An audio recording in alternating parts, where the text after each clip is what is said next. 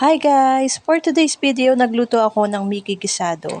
Ayun guys, kung iisipin natin, Mickey Gisado, parang napakahirap lutuin. Pero try nyo guys, napakadali lang lutuin.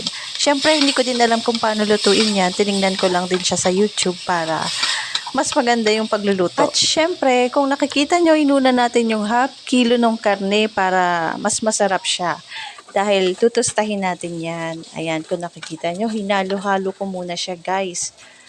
At isusunod natin gisahin yung sibuyas at bawang para mas lalong mas masarap at mas malasa ang ating karne. The struggle is real. Napakahirap mag-voice over. Mas madali pang mag-edit ng mga pictures ng video. So, ito na nga guys, sinalo-halo ko na muna siya. Bali, imimix na natin yan dun sa ating half kilo na karne. Tapos, naglagay ako dyan ng asin para mas may lasa pa yung karne. Kasi nang tinikman ko, medyo matabang pa yung karne. Tapos, naglagay din ako dyan ng 2 kutsarang toyo. At naglagay din ako ng kaunting tubig para medyo maluto din yung ating karne at medyo lumambot pa siya. At syempre, ang paminta ay naglagay din ako dyan.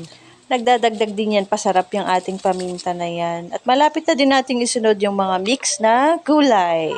At guys, bago natin ilagay yung Mickey natin, banlian muna natin siya ng tubig bago natin ilagay sa mga gulay. I-mix lang natin siya ng mabuti para naman magkaroon din ng lasa yung ating Mickey. Yan, luto na yan guys. Malapit-lapit na yung maluto.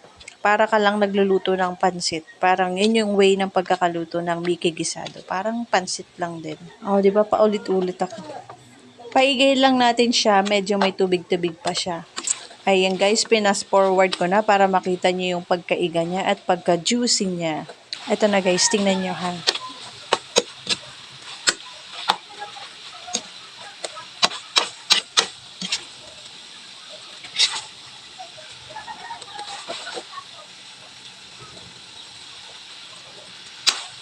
At ito na nga, pwede ka nang maghanap ng kanin at pwede mo rin kainin ng walang kanin. Kung hindi ka pa nakafollow, mag-follow ka na para for more videos tayo.